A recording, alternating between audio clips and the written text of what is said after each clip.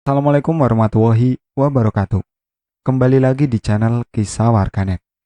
Di video kali ini, saya akan membacakan sebuah cerita. Cerita ini berjudul Gara-gara Buang Pembalut di Sungai Pedalaman Kalimantan. Cerita ini ditulis oleh @rama_atmaja_HCR. Jika teman-teman ingin membaca sebuah tweet dari Mas Rama, saya sudah sediakan link di kolom deskripsi. Tak usah banyak basa-basi, langsung kita ke ceritanya. Dari narasumber Dewi Nopiana, nama samaran, yang membagikan kisahnya lewat DM. Bercerita tentang pengalamannya sehabis mengunjungi acara pernikahan yang diselenggarakan di suatu desa yang ada di pedalaman Kalimantan. Mandi di sungai dalam keadaan haid, buang pembalut yang sudah dibersihkan, tetapi menyangkut di akar pohon beringin. Lalu dibiarkan begitu saja. Karena hal inilah, sesuatu hal itu terjadi.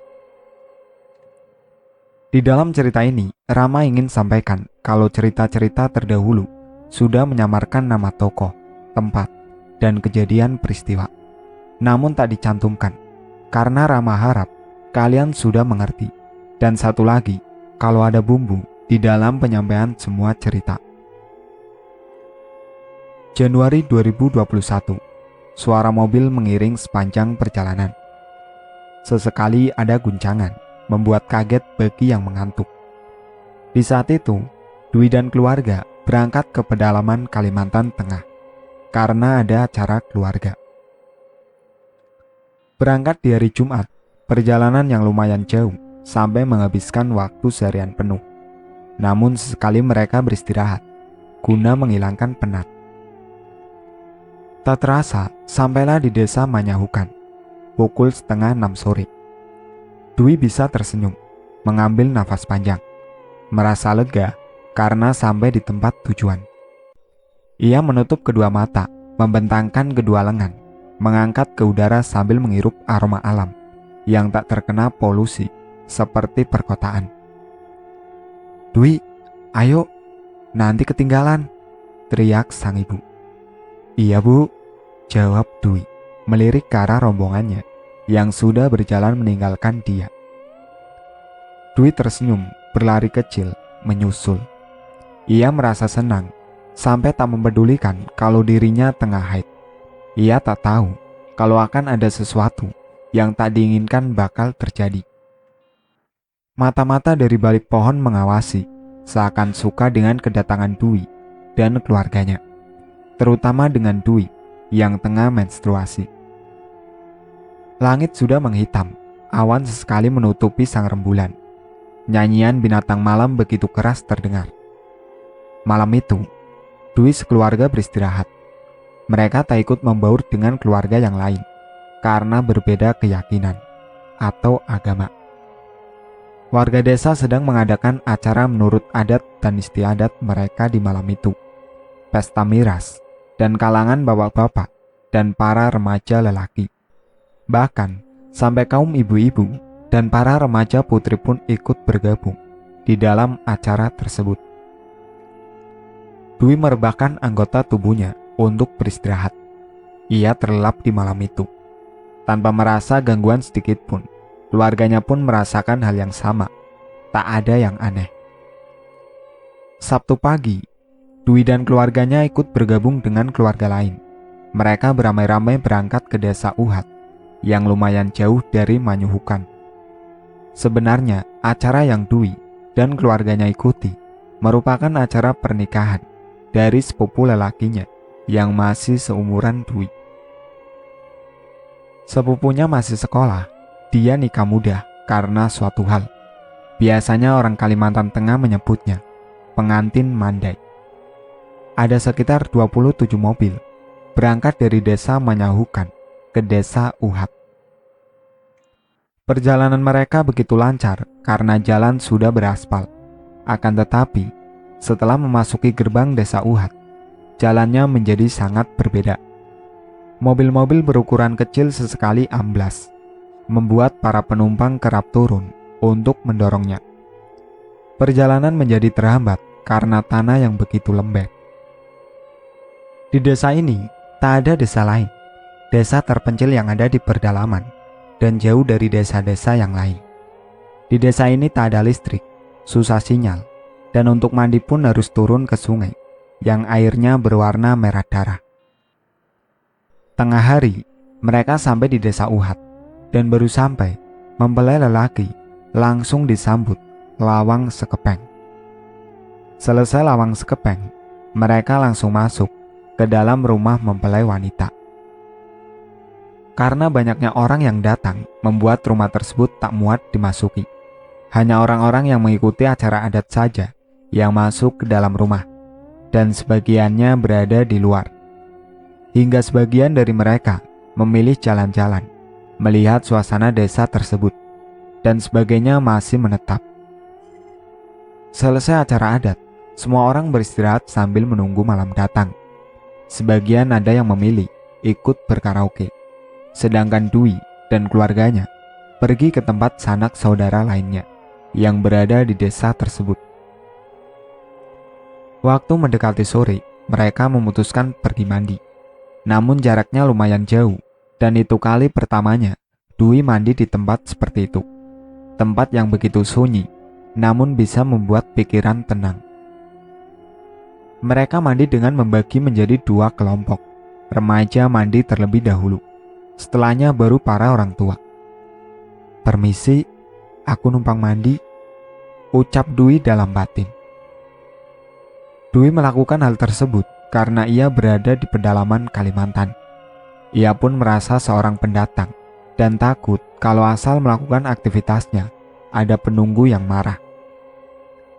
Air itu nampak berwarna merah darah, tetapi saat diambil dengan kedua telapak tangannya, terlihat jernih. Dwi mulai menceburkan diri, lalu membasuh tubuhnya. Ia merasa begitu senang karena baru pertama kalinya mandi di sungai yang masih asli keindahannya. Belum ada campur tangan manusia. "Airnya merah, tapi pas diambil kok jernih ya?" tanya Dwi. "Warna merah ini berasal dari akar-akar pohon yang ada di pinggir sungai," jelas Sasa. "Oh, gitu ya," ucap Dwi sambil melanjutkan mandi. Selesai mandi, Dwi mencuci pembalutnya di tepi sungai, membuang darah yang menempel sampai bersih. "Bu, buangnya kemana?" tanya Dwi. "Tinggal buang saja," jawab sang ibu. "Hah?" Dwi kaget. "Gak apa buang kotoran sembarangan. Ini kan daerah orang. Apa penunggunya tidak marah?" lanjut Dwi. "Lah, memang mau dibuang kemana lagi? Orang-orang sini ya, buangnya di sini juga. Sudahlah, tinggal buang saja," perintah sang ibu. Dwi diam sejenak. Ia pun tak bisa berpikir kemana lagi akan membuang pembalut tersebut. Dengan terpaksa, Dwi membuang pembalutnya. "Permisi," ucapnya sambil melemparkan pembalut. Dwi salah lempar, bukannya masuk ke dalam air, malah tersangkut akar pohon beringin. Gak mungkin ia mengambil pembalutnya yang ada di seberang. Dwi hanya menutup mulutnya, disertai ekspresi kaget. "Ya bu, nyangkut," keluh Dwi. "Gak apa, ayo pulang, sudah sore," jawab ibunya. "Kita sebut saja Bu Nana." Dwi kembali diam untuk sejenak. Tak begitu lama ia dan beberapa orang langsung beranjak, meninggalkan tepian sungai. Malam harinya, Dwi mulai merasakan hawa yang berbeda. Ia mendadak jadi orang pendiam, cemberut, melihat semua orang dengan tatapan benci. Lalu, ia dan keluarganya mulai bersiap pergi ke tempat mempelai perempuan. Sesampainya di tempat mempelai, mereka duduk-duduk sambil menunggu acara dimandikannya kedua mempelai. Tanpa terasa, acara pun mulai dilaksanakan. Dwi dan Bu Nana keluar lewat pintu belakang, yang dimana ada ladang yang dipergunakan para ibu-ibu untuk masak. Dilihatnya ada 2 ibu-ibu sedang mengupas bawang merah yang lumayan banyaknya. Namun, hanya dikerjakan oleh 2 orang saja. Dwi berinisiatif membantu kedua ibu tersebut, sambil menonton kedua mempelai yang tengah dimandikan. Selesai mengupas semua bawang, Dwi dan Bu Nana masuk ke dalam rumah. Tak terasa, sudah pukul 10 malam. Dwi mengantuk. Acara karaoke pun belum dimulai, karena artis dan peralatannya belum datang. Jadi, Dwi dan keluarganya pulang ke rumah kerabatnya, dan malam itu masih belum merasakan keanehan. Dwi bisa tidur dengan nyenyak. Tak terasa sudah hari Minggu. Dwi dan keluarga kembali mandi ke sungai itu. Selepas mandi, siap-siap dan bersegera berangkat ke tempat mempelai. Sesampainya di tempat, mereka pun masuk rumah dan di dalam sudah ramai orang berkumpul. Berdoa dan lanjut acara makan-makan. Mempelai perempuan beragama Muslim, jadi sepupu Dwi dan non-Muslim mengikuti agama sang istri, yakni masuk Muslim. Selepas semua acara itu, dilanjutkan acara karaoke. Sifat Dwi yang mendadak jadi pendiam dan terkadang merasa jengkel ke orang-orang. Pikirnya efek dari menstruasi. Tetapi sebenarnya aneh, karena sebelumnya tak pernah seperti itu. Singkatnya, selesai acara, mereka pulang ke rumah kerabatnya untuk membereskan semua barang-barang. Pulang kali ini cuma 2 mobil, tak berbarengan seperti saat berangkat. Ada yang pulang terlebih dahulu, dan ada yang menunggu sampai acara benar-benar selesai. Pulangnya, mereka mengambil jalur berbeda atau jalan pintas yang ditunjukkan oleh Om dan tantenya Dwi. Jalanan yang mereka lalui kali ini jauh dari kata amblas karena jalannya lebih bagus dan cukup luas. Di sepanjang jalan nampak pepohonan liar yang amat rindang. Berbeda saat berangkat, mereka mengambil jalan melewati perkebunan kelapa sawit. Tak terasa sudah tengah hari dan sampailah di kota P.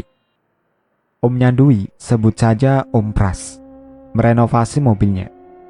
Karena sewaktu berangkat, tak sengaja menabrak salah satu tembok rumah warga. Kaca rating bagian belakang sebelah kiri pecah. Jadi sambil menunggu perbaikan, mereka bermalam di kota itu. Dan besoknya baru bisa berangkat ke daerah K.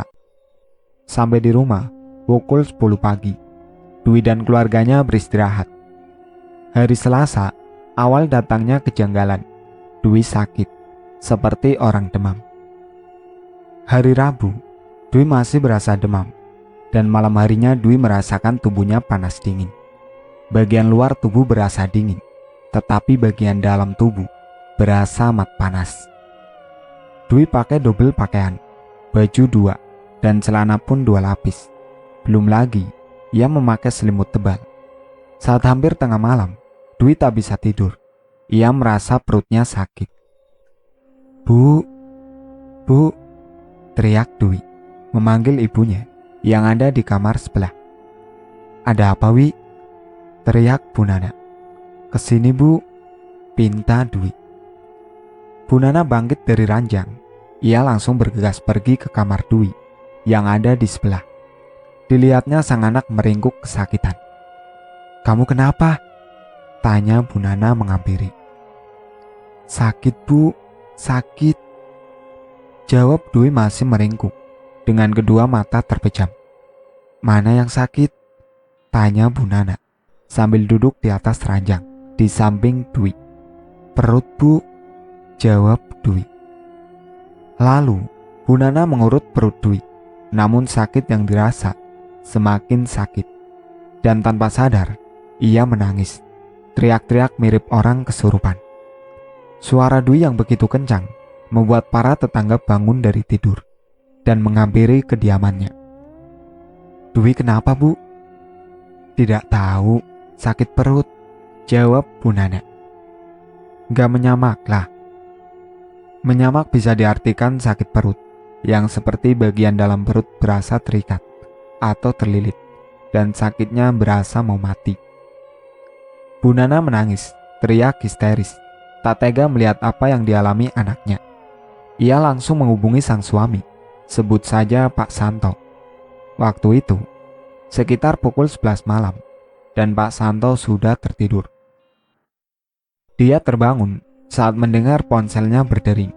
Dalam kantuknya Pak Santo membuka netranya sambil menggapai ponsel dan melihat nama pemanggil yang tak lain adalah Bu Nana. Pak Santo bangkit. Dia langsung duduk, kaget. Keringat dingin mulai keluar. Dia merasa pasti ada sesuatu. Karena tak pernah sekalipun Bu Nana menelponnya di jam segitu. Assalamualaikum. Iya Bu. Halo. Ada apa ya? Ucap Pak Santo dengan nada bergetar. Waalaikumsalam Pak. Dwi sakit perut. Jawab Bu Nana dengan isak tangisnya yang disertai dengan teriakan. Bu, berikan ponselnya pada Dwi. Bapak mau ngomong sama dia. Perintah Pak Santo. Iya Pak. Jawab Bu Nana singkat sambil memberikan ponselnya pada Dwi. Iya Pak. Halo. Ucap Dwi diiringi isakan. Halo. Istighfar Wi, jangan menangis. Kalau menangis nanti tambah sakit. Pak Santo memberikan saran. Tetapi Dwi tak mengikuti apa yang bapaknya sarankan. Dwi melepas ponsel genggam yang ia pegang. Lantas kembali memegang erat perutnya yang sakit. Bu Nana bingung menatap dengan air mata membasahi pipi sambil mengambil ponsel yang dijatuhkan Dwi di samping wajahnya. Kenapa nggak panggil Pak Redi? Saran salah satu tetangga yang ikut menyaksikan. Bu Nana baru ingat akan sosok Pak Redi yang terkenal bisa menyembuhkan menyamak. Tanpa pikir panjang, Bu Nana memanggil adiknya. Tio, kesini Dek. Teriak Bu Nana memanggil Tio yang bersandar di dinding sambil memandang. Dia bersegera datang memenuhi panggilan sang kakak. Iya Kak. Tio, kamu jemput Pak Redi, pinta Bu Nana. Dan Tio mengangguk. Dia langsung pergi meninggalkan kamar, menjemput Pak Redi di rumahnya. Singkatnya, Pak Redi pun datang bersama Tio. Lalu Pak Redi menanyakan perihal yang terjadi, dan Bu Nana menjelaskan apa yang dialami Dwi. Pak Redi minta gelas yang diisi air putih. Tio mengangguk dan bersegera pergi ke dapur untuk mengambilnya. Lalu diserahkan ke Pak Redi. Pak Redi mengambil gelas yang Tio berikan sambil membaca doa. Setelahnya, Pak Redi menyuruh Dwi meminum air tersebut. Air diminum, tetapi tak ada perubahan. Lantas Pak Redi mengurut bagian punggung Dwi. Agak lama setelah diurut, Dwi merasakan ada sedikit perubahan. Lama-lama sakit perut yang dideritanya menghilang. Tangis Dwi semakin tak terdengar lagi. Lalu tanpa sadar ia pun terlelap. Bu Nana masuk, lalu menyuruh Dwi makan. Dwi mengangguk, dan Bu Nana lekas pergi ke dapur untuk mengambil makanan. Lantas setelahnya kembali ke kamar untuk diberikannya kepada Dwi, dan ia pun makan. Kabar Dwi kena menyamak sangat cepat menyebar, hingga sampai ke telinga teman-temannya, Ikma, Rindi, Usfiana, dan satunya bernama Tia. Keempat temannya itu mendatangi rumah Dwi, bukan untuk menjenguk, tetapi untuk menagih janji, karena hari tersebut ada acara masak-masak di rumah Usfiana. Maaf sis, aku gak bisa, tahu kan posisiku sedang sakit, jelas Dwi. Ayolah Wi, gak ada kamu gak asik, ajak Tia. Iya Wi, bener, timpal Ikma. Disambut anggukan yang lain. Badanku ini berasa remuk loh. Ini saja nggak mandi. Dan lihat, aku masih pakai piyama. Badanku bau minyak karena semalam habis diurut, jawab Dwi. Ayolah Wi, ucap Usfi memelas. Iya Wi, yuk, timpal Ikma yang ikut menggoyangkan tubuh Dwi, disertai tatap memelas. Dwi diam sejenak. Ia memikirkan harus bagaimana. Dwi bingung. Lalu salah satu mereka kembali berujar. Kamu gak usah ikut masak, biar kita saja. Usfi melirik ke kanan dan ke kiri, melihat ke arah temannya, dan semuanya mengangguk setuju. Iya deh, aku izin sama ibu dulu, jawab Dwi. Nah, gitu dong, Kalau begitu, kita tunggu di depan, ucap Tia sambil melangkah pergi, lalu disusul yang lain. Perlahan, Dwi mulai bangkit dari ranjang. Ia berjalan pelan menemui sang ibu yang berada di ruang televisi. Bu, aku mau ke rumah Usfi, ikut acara masak-masak, terang Dwi. Hah? Semalam kamu sakit, sekarang masih lemas. Besok-besok saja, tegas Bu Nana. Gak bisa Bu, janjinya hari ini, jelas Dwi. Mereka pun bilang kalau aku gak usah ikut memasak, hanya ikut makan makanannya saja, lanjut Dwi. Bu Nana diam sejenak, lalu ia pun menjawab, ya sudah, jangan pulang terlalu sore. Iya, terima kasih Bu, ucap Dwi sambil mencium tangan sang ibu. Lantas pergi keluar rumah menemui teman-temannya yang menunggu di teras. Sampainya di rumah Usfi, Dwi duduk, sedangkan yang lain pergi ke dapur memulai acaranya. Dwi merebahkan tubuhnya di atas sofa. Ia tak kuat duduk karena kepalanya mendadak pusing dan perutnya kembali mual.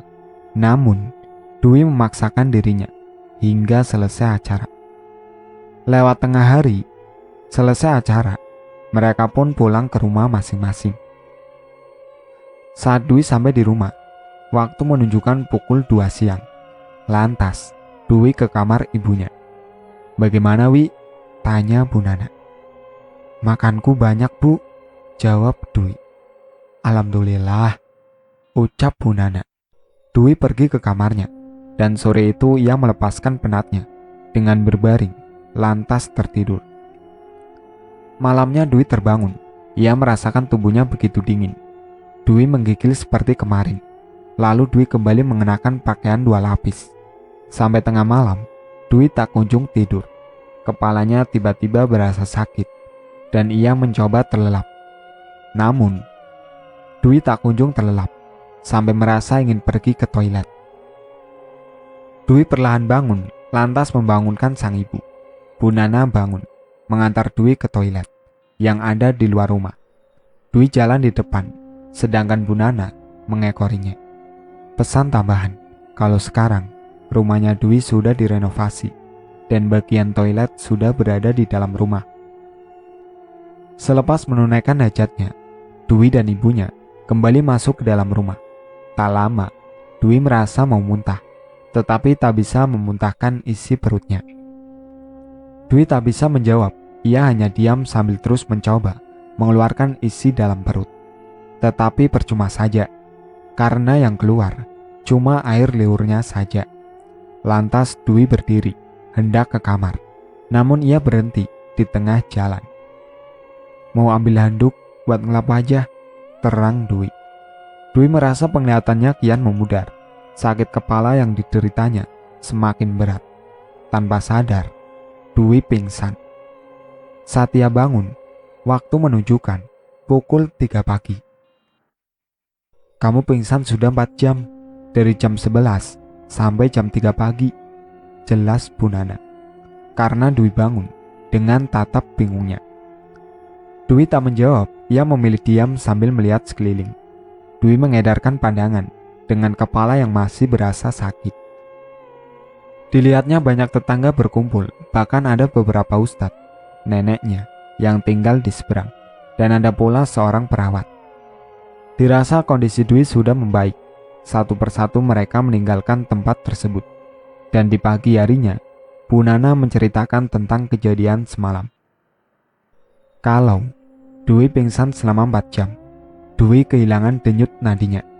Hanya di bagian tengkuknya saja yang masih berdenyut.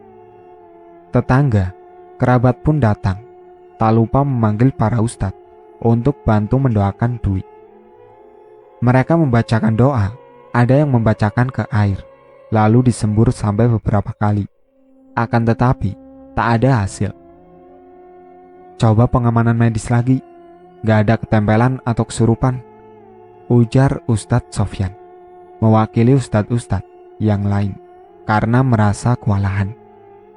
Iya, jawab Bu Nana sambil menunggu neneknya Dwi yang bernama Maharati atau biasa dikenal dengan sebutan Nek Rati, yang akan datang bersama salah satu perawat, suster, dari kampung seberang.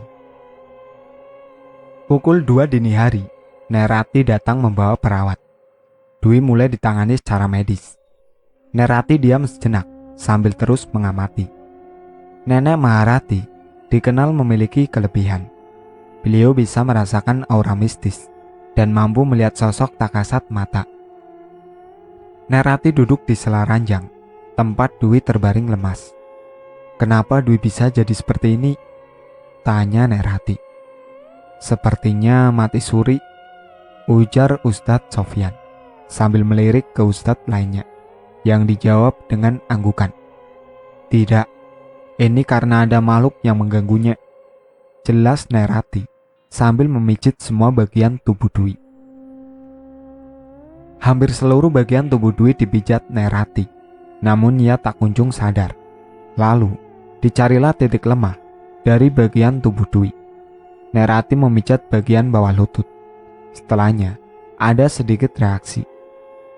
"Siapa kamu? Kenapa ganggu cucuku?" ucap Nek Rati, membuat orang kebingungan.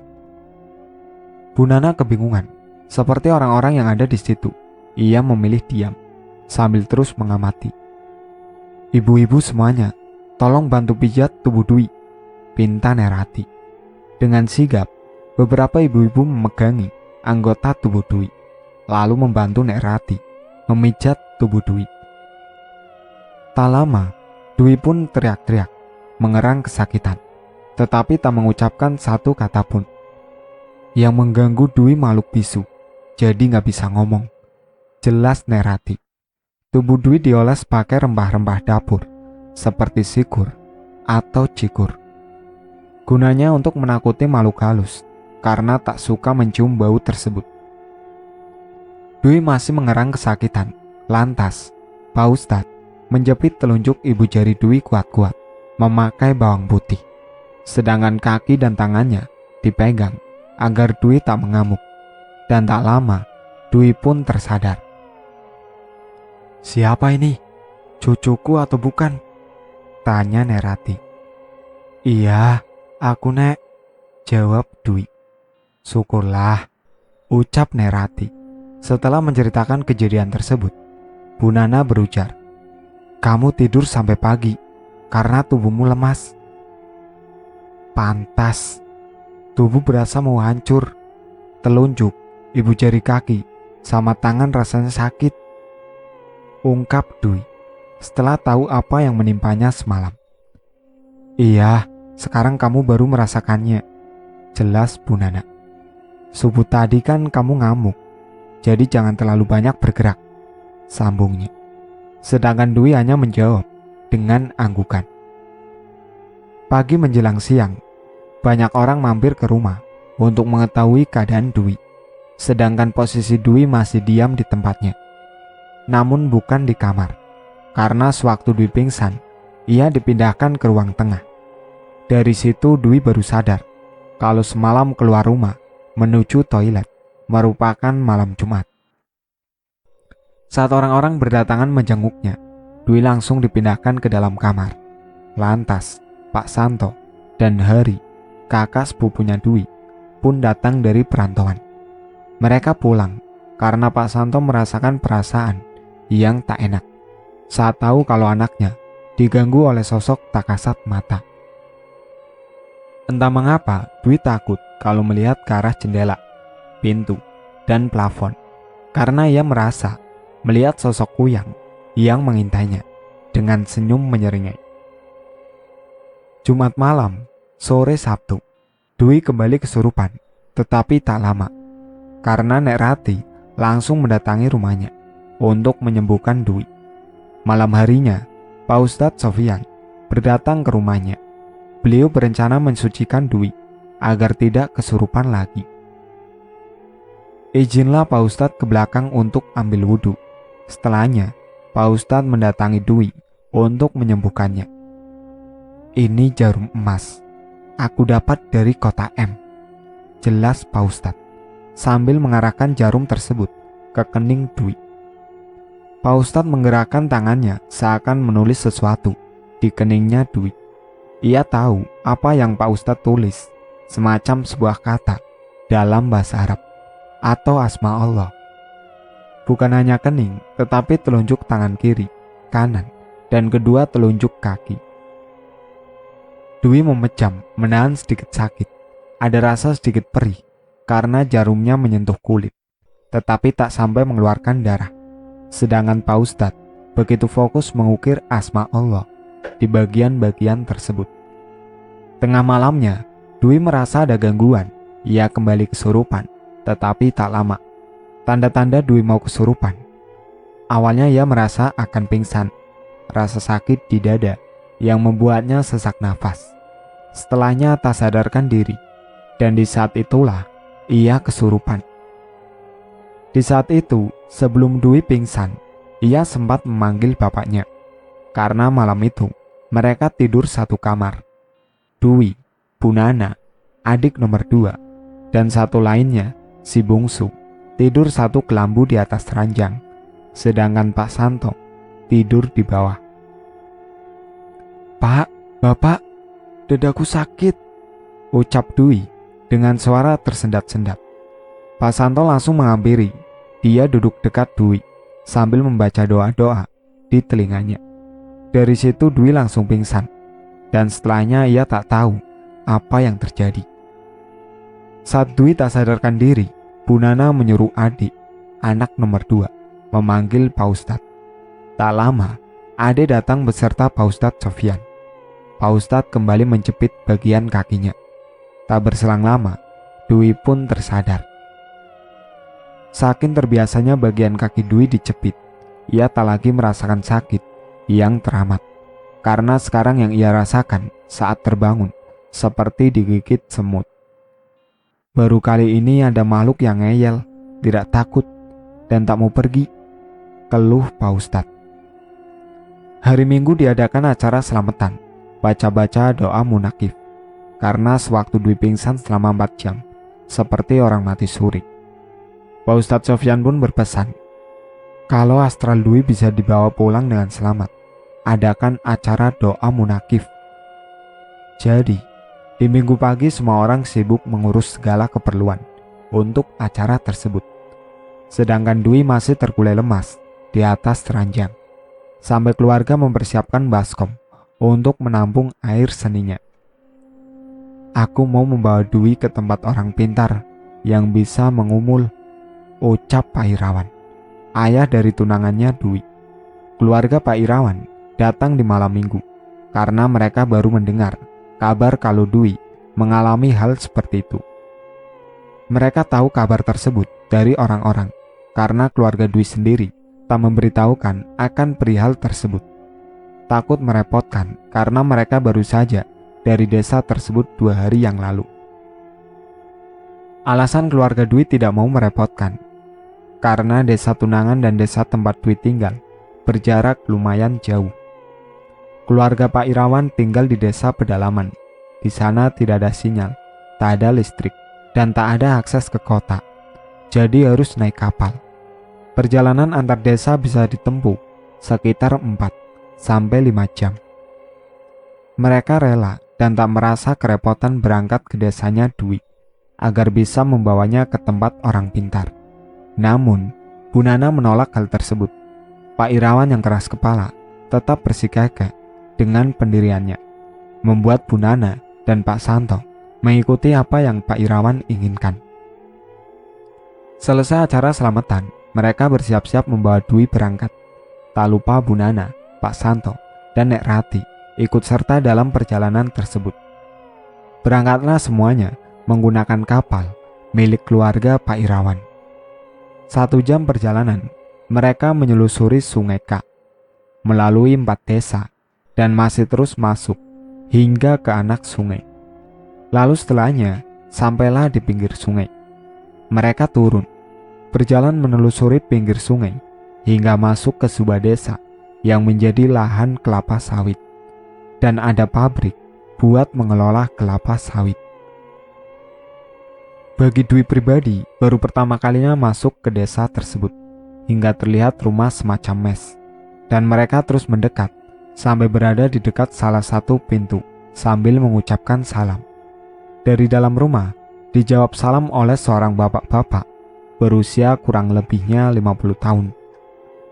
Lalu mereka masuk dan dengan segera bapak itu, sebut saja Pak Menteng, langsung memeriksa kondisi Dwi. Ada seseorang yang buat Dwi jadi seperti ini. Jelas Pak Menteng, namun tak memberitahu siapa orang tersebut, agar tak ada dendam. Pak Santo dan Bu Nana memilih diam, tak memaksa Pak Menteng memberitahu siapa dalang di balik semuanya. Lalu, Dwi disuruh merebahkan tubuhnya. Bagian mana yang sakit? Tanya Pak Men.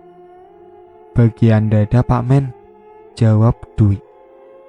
Pak Men membuka sedikit bagian dada pakaian Dwi sambil mengoleskan sesuatu, semacam minyak. Lama Pak Men mengoles minyak tersebut, lalu muncullah suatu benda. Namun Dwi dilarang melihat benda tersebut. Salah satu dari kalian, ambillah benda ini, seru Pak Men. Biar aku saja Pak, ucap Pak Irawan, menawarkan diri. Dwi disuruh duduk, sedangkan benda yang dipegang Pak Irawan, dia letakkan di atas piring transparan. Dwi masih tak boleh melihat benda apa yang ada di atas piring. Ia hanya dengar kalau benda itu mirip buah pinang, tetapi diukir. Pak Men memberikan air putih sambil berpesan, kamu harus baca doa terus-menerus dan jalankan perintah sholat.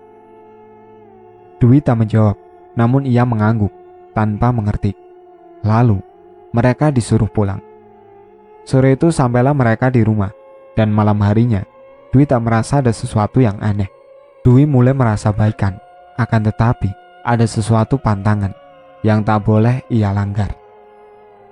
Dwi dilarang jalan di bawah jemuran pakaian, serta tak boleh pergi ke tempat orang meninggal selama 1 minggu. Dwi bisa sehat kembali, tetapi itu bukanlah akhir dari semuanya. Itulah akhir cerita dari Gara-gara Buang Pembalut di Sungai Pedalaman, Kalimantan. Sekian dari saya. Wassalamualaikum warahmatullahi wabarakatuh.